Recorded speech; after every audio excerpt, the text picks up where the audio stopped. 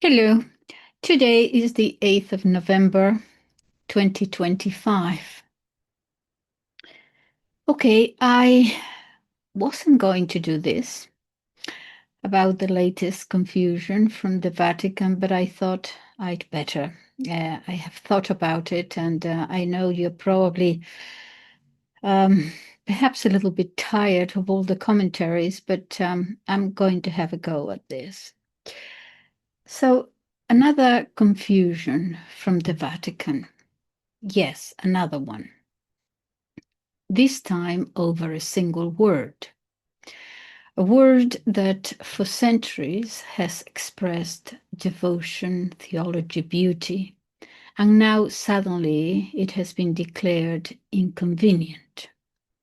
The word Co-Redemptrix. Not to be applied to the Virgin Mary, we are told. Now, you might be wondering why. Why this word? Why now? And why always confusion, never clarity? Because words matter. And when words are changed or quietly removed, something deeper is at play. So today we look not only at the word itself, but at what it reveals about our time, our church, and the powers moving within the Vatican walls. So the latest confusion, yes, confusion. Now, when you first hear that, you might think, well, wait, what again? Another clarification that doesn't really clarify, that ends up confusing even the faithful even more. So let's look at what is really going on here, but let's begin with the word itself. Because you see, before we even enter theology, we have to enter language. And language is where many of these confusions begin. What co really means and how it changes everything. First of all, in some cultures, the prefix co means under, something like assistant to or helping alongside. Think about it. For example, co-pilot. That is the assistant to the main pilot, the underpilot, the auxiliary. Or co-host, a supporting presence, not the main voice. Or coadjutor, literally an assistant bishop, one who helps and may succeed, but does not replace. Coenzyme, in biology, an assistant molecule. It helps the main agent do its work. Co-manager, co-administrator, again, sharing duties, often in a subordinate or supportive way.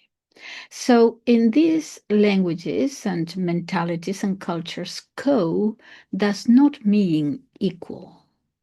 It means with, helping, by the side of, in participation with. Okay? But here is the crucial point. In other cultures, the same prefix means something entirely different. It means equal with, on the same level as. For example, co-author. Both are equally authors. Co-chair.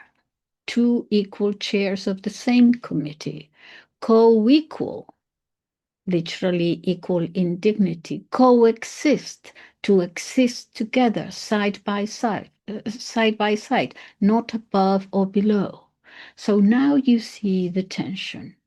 When you say co-redemptrix, depending on your language and your background, you may be hearing two very different things. In one place, it may be Mary, helper in the redemption, a tool, an instrument, okay? In another, it sounds like Mary, equal partner with Christ in redemption, the word itself becomes a theological landmine. So, prudence of language. Now, when a single word can carry two opposite meanings, perhaps, just perhaps, it is wiser not to use it. Not because the truth it refers to isn't real, but because the word itself becomes a trap. Many have argued that, for example, the division between the Catholic and the Orthodox Church and the word theotokos and so on came from a understanding different things in different language, the Eastern and the Western. I don't know. I haven't looked into that and I don't know. But it does lead to the same word, confusion. So let's be clear.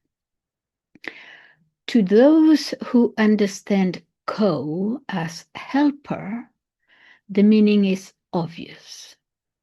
Mary, chosen by God, cooperated in her own way, yes, in the mystery of redemption, freely, humbly, perfectly. It was the tool that God used. He could have not used any tool. He could have just appeared.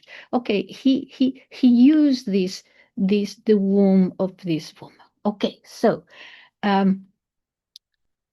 cooperated in that sense, said yes. Okay, without her yes, something else would have happened in a different way. So she was, in the truest sense, the instrument, the channel through which salvation entered the world. Yeah, and no Catholics have ever denied that, but to others. To those who take co as equal, the word becomes truly problematic, and you can understand why. What they hear is Mary is Redeemer alongside Christ, and of course they recoil, thinking, what are you saying? Christ was not enough? Are you saying the salvation was 50-50? That's blasphemy, of course. It's a different understanding of the meaning of the word. Now, let's continue with language a little bit longer. There are perfect words and imperfect words, meaning there are words that give you the perfect meaning and confusing words.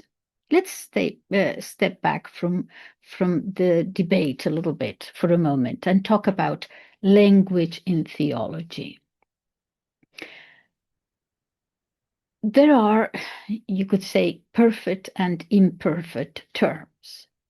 Each of those can be simple or complex. An example of perfect and simple, a term that expresses a dogma clearly and entirely, for example, Christ the Redeemer. Whether you agree with that sentence or not, Christ the Redeemer, there is no ambiguity there. Even if you don't believe it, you know exactly what it means. Now, there are other terms which are perfect but complex, not that simple. They express truth precisely, but they require depth to understand. For example, the word transubstantiation,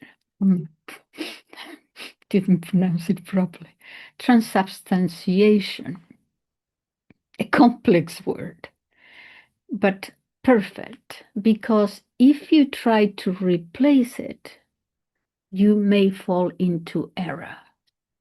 You change the meaning, you change the meaning, you change the doctrine. After the 1970s, many tried the word transignification, transfinalization, all kinds of trans. And what happened? No, a confusion, relativism, delusion of truth. Dilution, I meant, right? To dilute, yeah. Okay. Now, so it's a perfect term, but it's complex. Now, the imperfect terms, that's where the danger lies. They are not wrong, but they can be misunderstood. They are equivocal, meaning they need clarification.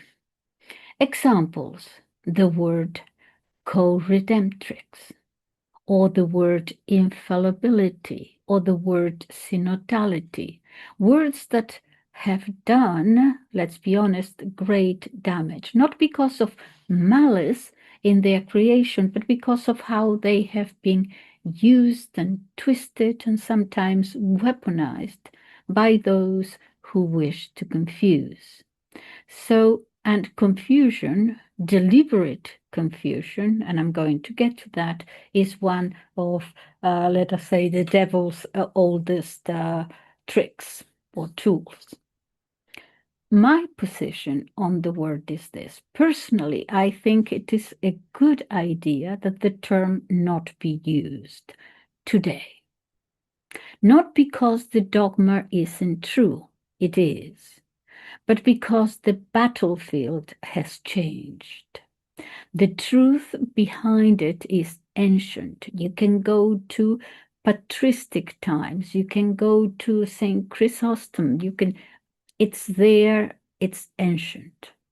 The fathers understood it, the faithful understood it. And the theologians at the time all spoke and wrote in Latin, and there was one matrix of meaning. Today, we live in the age of Babel, and everyone uses the same words, but they no longer mean the same thing. So, yes, prudence, to me, I don't mind if you find another word. But, and here's the important but. Look also at how and why and when this decision was made, because that's where things start to smell, to me at any rate, of manipulation. The real issue is infiltration and timing. And these lead us into the darker part of this discussion. To begin with, infiltration. Yes, infiltration in the church. Because I'm convinced that there are malevolent actors inside the church. The church is, come on, we all know this, all right? From the last century, but very obvious in the late part of the 20th century and so on, that the church is being attacked from outside and is being attacked from the inside. If you don't believe this, God bless you. Okay. So malevolent actors inside the church, inside the Vatican itself, whose purpose is to generate confusion, to erode trust, to weaken the faith. And one of them, and this is my opinion, but since I'm the one talking here, one of them, I say clearly, is Tucho Fernández, this cardinal. Yes, him. An archbishop elevated very quickly by Bergoglio, and then made cardinal again very quickly, okay, in record time. A man a man known mainly for two scandalous books, both indecent in context, gay pornography to be exact. And this is the man now leading a major dicastery of the church. They used to be called holy congregations. Then he went down to congregations. Now they are dicasteries or dicasteries, I don't know. Anyway, why him? And why this document now? This note, that is what he calls it, a note. This note suddenly appears, declaring that the word Co-Redemptrix is, quote, inconvenient. With which I agree, because I think it leads in different cultures to confusion, but he calls it inconvenient because, you see, because timing in church politics is never accidental. Think back. I told you.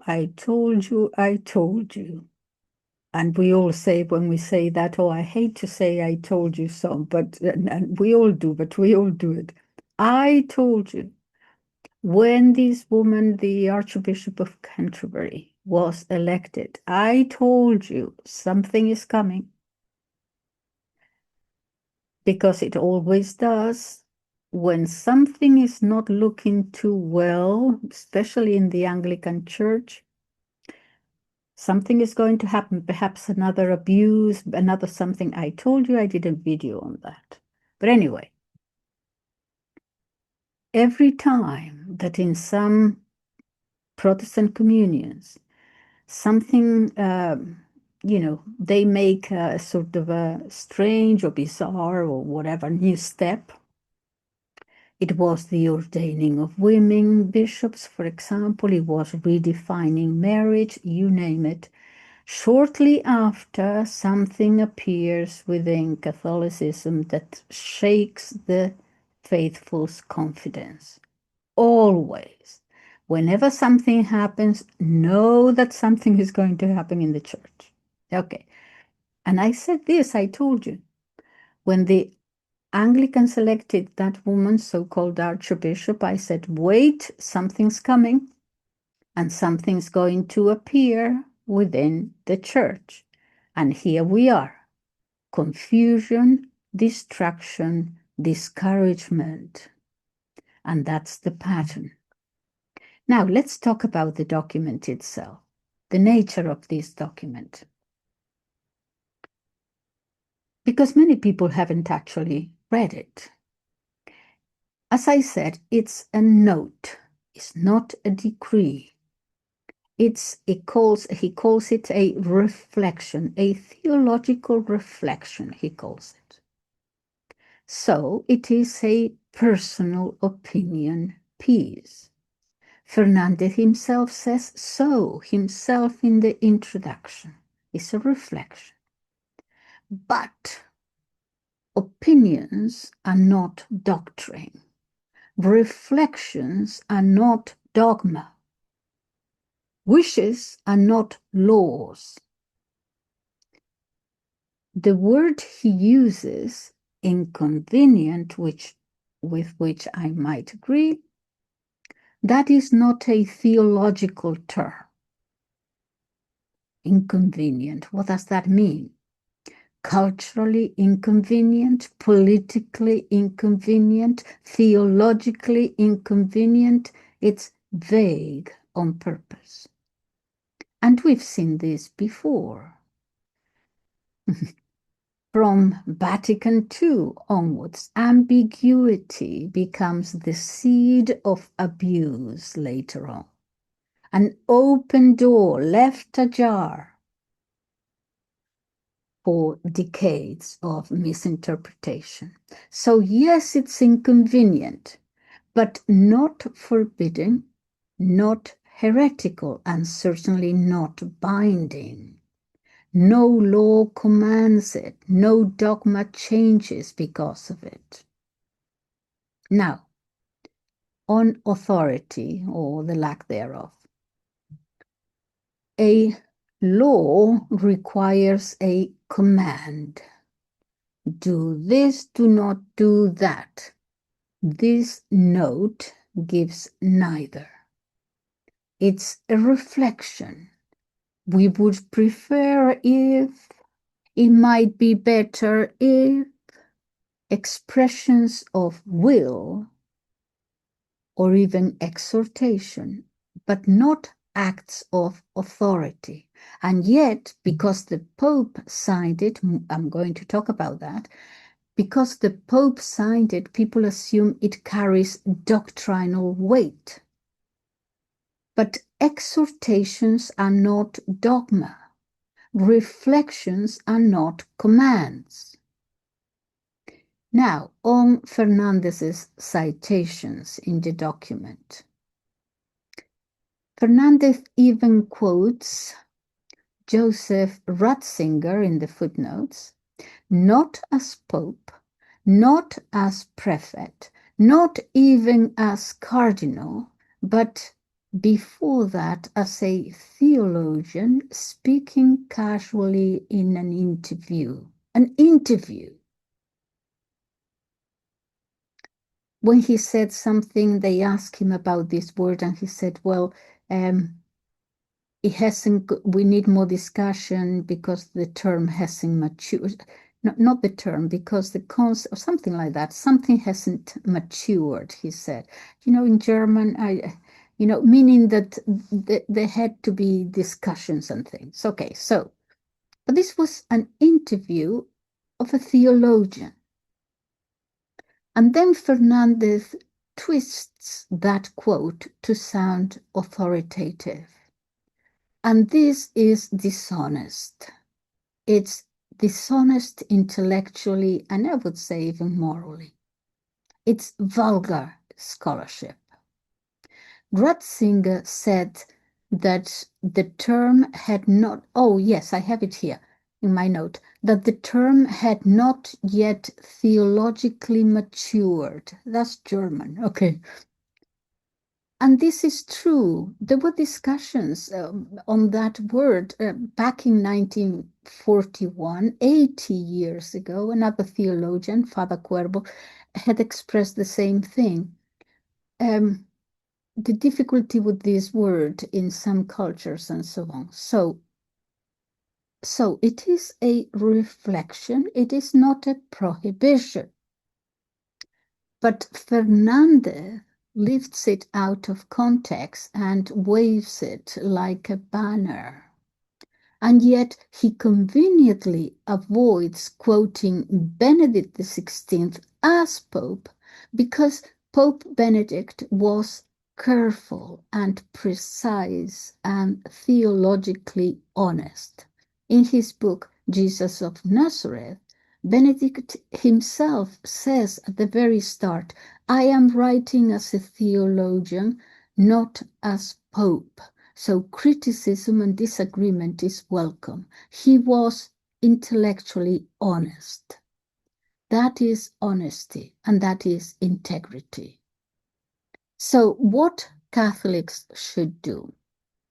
What do we do? Well, what Catholics should do, I say from my little room here. Okay, so what do we do now with this note? Simple. Don't overreact.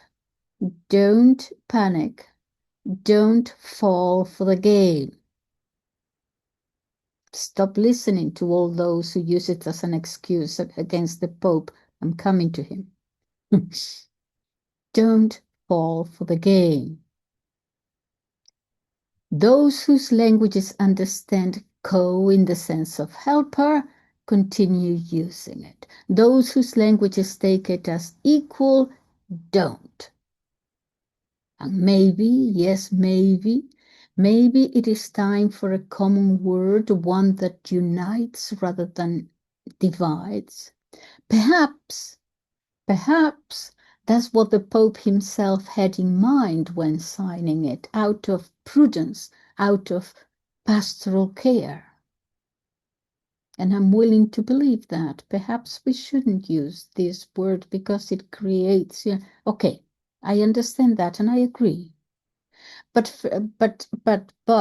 Fernández's intention, that's another story to me anyway. It was to sow confusion as he has done before, because confusion weakens faith, and faith is what the enemy most fears. My word to the Pope.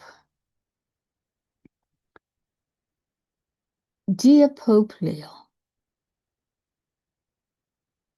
if these words, I wrote this, okay, I had to think about it, but if these words ever reach you, I sound like a teenager writing to a pop star. No, I am not Pope, an idolater of Pope. Dear Pope Leo, if these words ever reach you, know your enemies.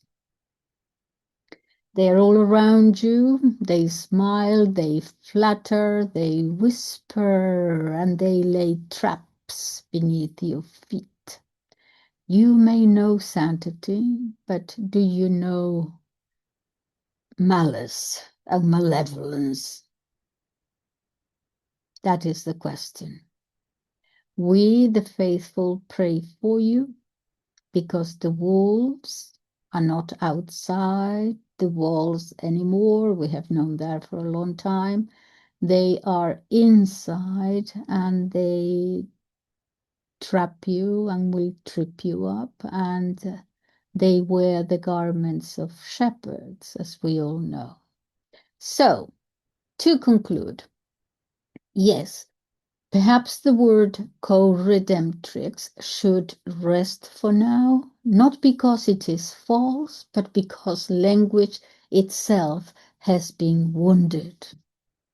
We live in a time where words are no longer trusted, where meanings are shifted like sand, and where theology is rewritten, it appears, in footnotes and interviews.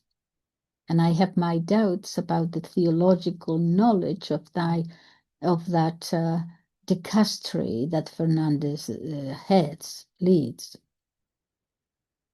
But the truth, the real truth, does not depend on the comfort of our century, nor on the convenience or inconvenience of a Vatican note.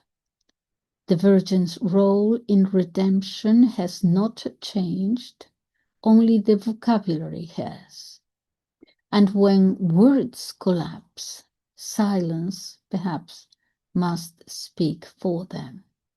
So, keep your faith steady, keep your mind clear, and remember that every time confusion enters the sanctuary, someone somewhere has opened the door.